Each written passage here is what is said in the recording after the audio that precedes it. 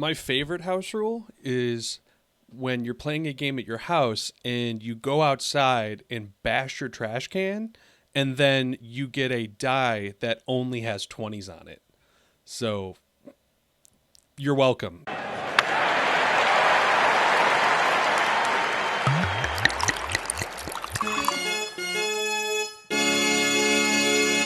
Hey everyone, I'm Jeff, and welcome to Bourbon Over Baseball. We talk about our house rules often. We talk about the things we do and how we work around them. And you know what? I think it's a great time for us to go through what our house rules are.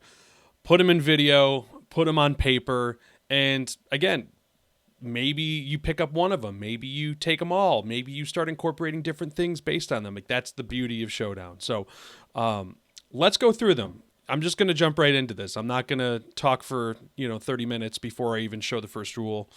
Let's go. Let's just start talking. So I'm in TTS. I'm only using this just as a way to kind of show you the situations. A lot of these are kind of hard to describe without having a card in front of you, so this is why I wanted to do this. So let me get the rules in front of them. So if you watched the intro to the 2020 set league we're doing right now, it was one where I just kind of went solo, but didn't go for 3 hours. I talked about a lot of these rules. I went through them, just kind of went through them on paper. Going to basically just expand on them a little bit and show you how they get played in real cases. So first thing, mistake pitch. So, you've got a batter up. I'm going to put Rendon up. Your starting pitcher or any pitcher for that matter rolls a 1.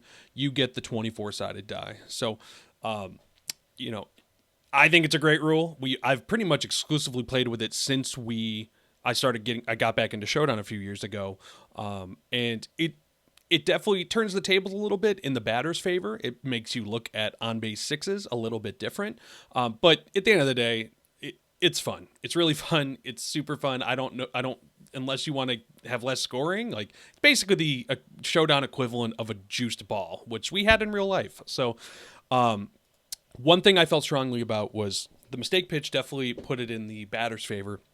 I wanted a little bit of an evenness, right? So that we introduced this concept of a perfect pitch. So that if you roll a 20 as a pitcher, you get -1 on the swing. Which basically, if you have home run pitchers, if a guy gives us a double at 20, that can't happen, right? And then you have situations where a walk turns into a fly ball. Maybe a fly ball turns into a ground ball double play. So, sometimes it goes the other way. The ground ball turns into a pop up or a strikeout. But I think it's a great rule. It's a little tweak. We just started doing it. I think that everybody's been all right with it. We were trying to think of other ways. Like, do you roll a 16-sided die? Like, again, you can play with that however you want. But I felt like -1 was the right way. So, okay, so let's go into managerial choices. So as you guys all know, we don't use strategy cards. I think we like the pace of play without them. And then basically we have introduced ways to add kind of strategy card-like situations without the strategy cards.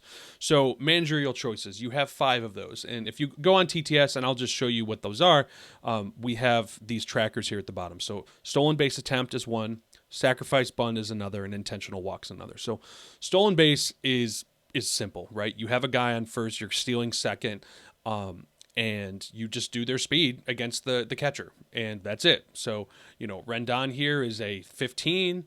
Also remind is a 4 arm. So, 15 minus 4, 11. I got to roll a 12 or higher to get Rendon out at second. And like we said, we play that you get a maximum of 3 stolen bases, 3 sack bunts, or 3 intentional walks, but you have 5 options total. So you could do 3 stolen base attempts, 1 sack bunt, 1 intentional walk per game. So stolen base, that counts. If you're going to third, if you're stealing third, it's just their speed -5, and you can still do it. So bad catcher, you have, I don't know, Harrison Bader's crazy fast. Not crazy fast. He used to be crazier faster. But if you want to try third, by all means, go ahead. So sacrifice bunt. So let's say I've got Rendon on second. There's no outs. I want to get him into third for a fly ball situation. This is probably a bad example with actually good pitchers or good batters. But let's see. So this is interesting, is that Kikuchi doesn't even have a pop-up. So that would be an automatic sac bunt. But let's just say, let's put in Jesse Hahn. So he has a 7. So what I do here is that I roll the dice, and as long as I don't roll a 7, he's out, Castro's out, and Rendon moves to third. So if you roll the 7 though, Rendon stays at second, and Castro is just straight out. So again, it's a little risky if you have pitchers with one. There are some in I think the 0-1 set. With like 1 to 3 pop-up range, like that's risky. I think there's one that's like 1 to 7. Yeah, don't sack bunt on that guy. So that's that one. It happens a lot. I sack bunted with Anthony Rendon the other day, and it totally worked out. So again, I don't think anybody's off limits of sack bunting, but again, maybe taking the bat out of your best batter's hands sometimes is not the best call. You got to talk to your players before you do it. So make sure everybody's on the same page. So sack, stolen base, simple. Sack bunt, that's what we do. Intentional walk. So this one's probably the most difficult to describe, and the reason we did it is because there was a Barry Bonds card that was custom created. It was like 940 points. It was an on base 12 and homered at like 14. It was bananas. It was a 940 point Barry Bonds card. Just picture that. So the problem is that in our league, everybody walked him. Everybody intentionally walked him, and he basically never got pitches. Like he never ever got pitches. So what we did was kind of trying to even that out a little bit. So the idea here is, let's say that you have Marcell Ozuna out, and let's say there's nobody on base right now. So Jesse Hahn can say, I don't want to face this guy, right? And what's going to happen is that when you intentionally walk him, the next batter with nobody on base will get +2. So what you have to do here is basically take a look at how many people are on base prior to the intentional walk. With nobody on, the next batter will get +2. So Rendon would become a 12 on base. So again, that's a bad, don't intentionally walk Ozuna basically there. But let's just say hypothetically that there were, what's a good example here? Let's say when Ozuna comes up here, you had Freeman up, or Freeman on first, or Freeman on second. You can intentionally walk Ozuna, but instead of the +2, it's +1, right? So if there's nobody on, it's +2 to the next batter. If there's one person on, it's +1 to the next batter. And then the situation here, let's just say intentionally walk now. If there's 2 people on, or more than 2 or 3, let's say you're walking and want to intentionally walk a run in, the next batter gets 0. So that's really where the intentionally walking makes sense. That, I don't want to face Rendon, but I do want to face Castro, and he's just a straight 9. There's no on base modifier or anything there. But if you intentionally walk with nobody on or with one person on, there would be a slight modifier. And I did it. Like there was one guy on, and I decided to intentionally walk Brian Hayes because I didn't want to face that card. And I think Bobby Dahlbeck behind him became an on-base 10, which is probably risky, but again, that's where you kind of have to play around with that. So that's intentionally walking. I'd say it definitely happens, probably the least out of the 3 though. So again, you get 5 total in our game. You can only use 3 max of each. When we do pack drafts and blind drafts, sometimes we just throw out managerial, just do what you want, right? Especially if we don't play, we've been starting to play 7-inning games to just have things go faster. So that's the 3 of those. I think that definitely stolen base happens the most. But let's go to some other situations. So I want to find a guy that has what I'm talking about here. So I don't know why I need to keep them in order. It doesn't really matter. And everything's going slow for me. Of course it is. So let's say you've got Tim LeCastro up, single plus at 15. Let's say he hits that single plus. It used to be in old rules that if second was open, you could just take it. Which is great because it's basically a double for, most times.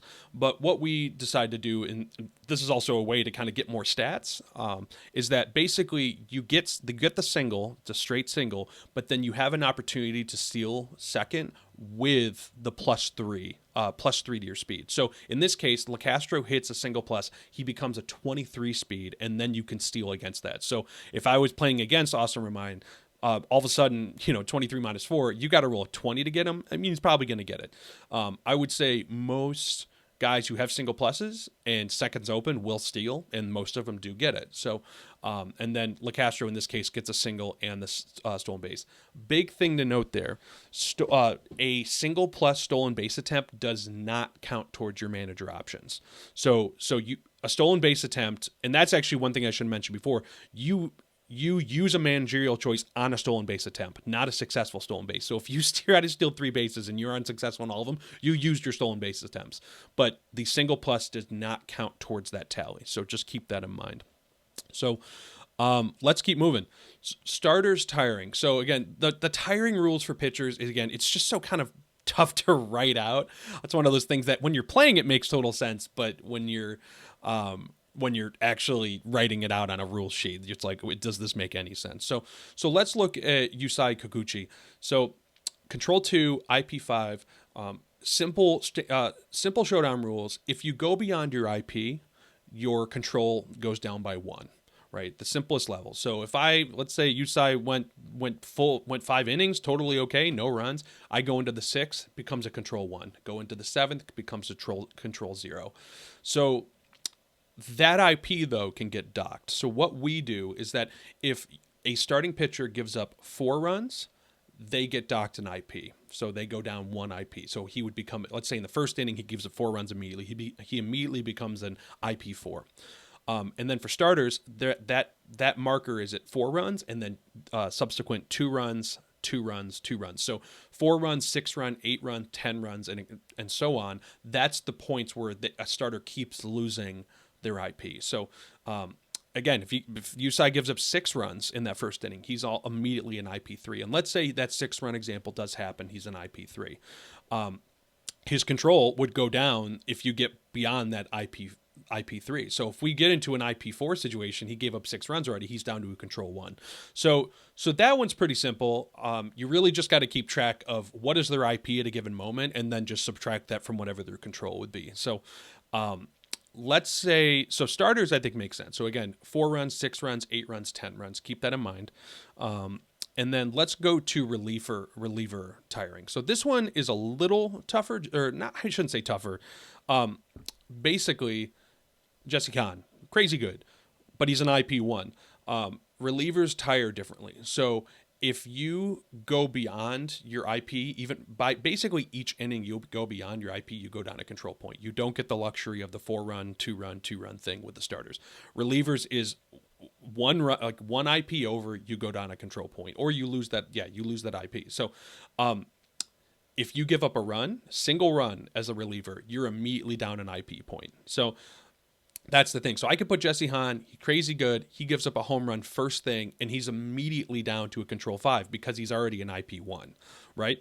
So, and I know it's a little tough because are we talking IP0, IP? It just think of it that he became an IP0 and you're pitching in your first inning. It's just kind of a way to keep track of it. But yeah, let's say he gives up no runs, right? But I want to keep pitching him. If I get into the 3rd inning of him pitching, he was a control 6 the first inning, control 5 the second, and now he's a control 4. So, and the way we do it is that it's 3 outs. So if I bring Jesse Hahn in the with 1 out, he's a control 6 for the 2nd and the 3rd out, and then the next inning he's a control 6 for the 1st out. So until you get that 1st out, he's still a control 6. So I think that all makes sense. One thing I should mention here too, starter rotation. So we say that the starter rotation has to be set prior to the season, and then you have to basically stick with that. And we also say that starters have to start. Like I've gotten, I've kind of gone back and forth on this. I think we're going to change this in the future, just because I like the idea that you could pitch a Jesse Hahn to really go against, maybe the batter's front half of the lineup, and then throw in a Yusei, and that's what baseball is now. But I think for the sake of simplicity, we basically said, look, your starter has to start. They have to pitch 1 out. And if the moment they get the 1 out, you can pull them and do a bullpen game. So I think that we're going to change that a little bit. It's just tough in Showdown. I mean, this concept was created in 1999. We're kind of fitting beyond it, and so we're just having to continually adjust based on what we think the best way to play this is, especially with 2020 cards. So reliever tiring between games. So this is more of a league rule, but I'll mention it. Is that, let's say we used to do it that if Jesse Hahn pitched in 2 straight games, no matter how many innings he pitched, he was out the third game. So Jesse Hahn could go like 4 innings in 2 straight games, which is kind of amazing. I mean, kind of incorrect. But again, it's Showdown, it's arcade. I want to stress that we're playing a tabletop baseball game. Everything's not going to be perfect, but we're trying to get close to it. So in the old world, if Jesse Hahn did 2 straight games out the third, we're still doing that with our current league rules, but now we've set it so that if Jesse Hahn if any reliever pitches above their set IP, and by set IP I mean IP1, so on his card he's an IP1. There are IP2 relievers, and so that would become their set reliever. But if Jesse Hahn goes beyond that 1 inning, he's immediately out the next game. So if Jesse goes 3 innings or 2 innings, let's just say you pitch him 2 innings. Doesn't matter. Out the next game. Got to rest him. You'll have him available for 3 days or the game after, but not this one. So that's what we do. Again, there's no right answer. I've heard a lot of different rules. One rule that I actually like that I've heard that I think I would start using for blind drafts, because I just believe I want to use more players. I just don't want to use the same guy, and I don't want to face the same guy.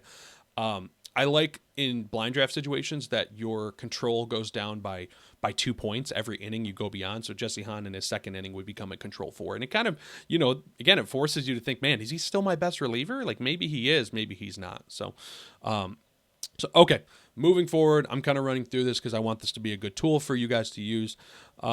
Let's look at base running. So we play it so that there's a lot of different situations here, but let's just say Freddie Freeman's up to bat, LeCastro is on second, Freeman gets a single.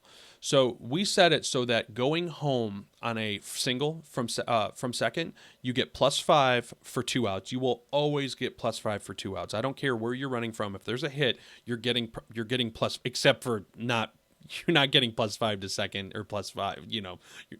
First to second, you're not getting +5. But if you're going like second to third, or second to home, or first to third, or let's say first to home on a double, you'll get +5 for 2 outs. That is almost always there. There are situations where you will get an additional +5 if you're running away from the throw, right, or running away from the hit. So in this case, LeCastro going home on a single, he gets +10 because he's +5 for 2 outs and +5 for going home away from the hit. And so he becomes a 30 almost perfect. He's going to auto score every time, and that happens. But if you have slower guys, I'm trying to think of who some of my slower guys are. Austin Romine, if he becomes, if he's on second and he's going home on a double or on a single, then it's 20. Again, look at the outfield, and then you could get him, and most guys are going to send him. But let's say it's not 2 outs, then you just get that +5 for running home. So. And that's where I mentioned again, I'll send my rules. Like there's so many different scenarios here. You could send, if you have LeCastro on first and Freeman hits a single, you can send LeCastro to third. It's just no advantage unless there's the 2 outs. So, which, again, I don't know why you would do that in a 2 out situation. It doesn't matter if he's on first or second or third, he's going to score. But, and in any case, people can do what they want. But, the other interesting one is if Freeman hits a double, LeCastro gets the third, and again, that's where you lose that +5, kind of running away from the throw, just because, again, the timing there, but you can still get +5 for 2 outs. So in this case, LeCastro scores, but maybe other guys don't score. So again, I'll put together I'll screenshot what our rules are, and maybe I can throw them in just like an image file so that you guys can take a look, and I'll put it in the description. But let me know if this is confusing. Let me know, and if you need clarification on a rule, shoot me a note. So let's go to some ground ball stuff. So this one is pretty simple. So let's say you've got LeCastro on first, Freeman on second. Let's say Freeman hits into a ground ball. So in this case, LeCastro, if you want to go for the double play, you can just take LeCastro out and not go for Freeman. And that's just simple, right? And Freeman's safe, gets on the fielder's choice. LeCastro gets thrown out. But let's say you do want to go for the double play. So let's say my the infield I'm playing against is a 10. LeCastro's out, and then Freeman's slow. So actually with a 10, he's an automatic double play. So that's a great example of that. So you don't even have to do a throw. You just get an automatic double play because it's its speed minus the infield, and then you got to roll above that. Let's say the infield's bad, though, and let's say the infield is a 4. Then all of a sudden you got to roll. So 10 minus 4, 6. You got to roll a 7 or higher. Still probably worth it. But if LeCastro was at the plate running out the double play, this is where if your infield's great, go for it. If your infield is bad, we'll get to errors. Maybe don't go for it. So that's ground balls. And like one thing I'll say here is that let's say I have LeCastro on second and there's no outs and I want to get him over to third. Freeman hits a ground ball. I can send LeCastro to third. And what happens here is that LeCastro it's his speed straight against the infield. So if it's an infield 10, 11 or higher to get him, and it's up to the defense to decide whether they want to go for Freeman going to first or LeCastro going to third, and that 11 or higher. Freeman's an automatic out, but then LeCastro makes it safe to third. So that's where some of the scenarios of this are great, and that's where ground balls are interesting. And I guess I should mention fly balls is that let's say there's not 2 outs, Freeman hits a fly ball, LeCastro is at second, he gets +5 running away from the throw. Or running away from, he's far away, right? We just assume that, he can make that. So anyway, he gets +5, he's 25. If let's say the outfield is 7, you still got to get a 19 or higher. That's pretty high. So, again, with the speed in the 2020 set is just so set to, we did ABC and that's just like 2000, 2001, but some of them are other custom sets where speed is variable. It definitely gets a little interesting because, speed 17, getting +5, against a good outfield, especially even 13. It just really, I love those middle areas where it's like C is definitively not doing this. B maybe, but give me 12. You got to think about it. So talked about going home on a ground. So you say you have a guy in third, you hit into a ground ball. You can send the guy home, but it's just his speed against the infield. There's no advantage there. So that was a rule that we just tweaked. So out of position players. So this is another one we just changed. This is mostly for league play, but what we said is that you basically cannot be better than a -1 if you change their position. So if I want to play LeCastro at first or let's say it's second, I go -5 his current defensive rating, and he becomes a -4 at second. You can do that if you have a great other infield guys. That's fine. You can do that, especially for position flexibility. But if I want to put him at third, it's only -3. But again, it can never be better than a -1. So I don't good example is Biggio. Let's say I want to put him at first. Well, wouldn't he be first base +0? Well, no, he needs to be bad, right? He's not playing his position, and so we set it so that he would just become a first base -1, which I think is pretty correct. So, all right, last one I have on my list here is an error. So an error is a newer rule that we set up so that let's say that double play scenario. Let's say for whatever Freeman gets out, double play, you're going for it. You're making, let's say, any infield check, not just the ground ball double play, but let's say you're throwing to third, you're throwing home. Let's say my infield the infield I'm playing against is a 4. If the infield defense plus the roll is less than 10, so in this case, if it's a 4, if it's 5 or lower, that is an error. And what happens on an error is that Freeman already got thrown out, but LeCastro was getting there for the throw, and that the error, let's say it sails past, he goes to second.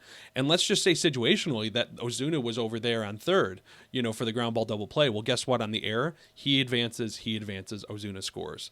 So this was an interesting one just because we basically added it to try to prevent people from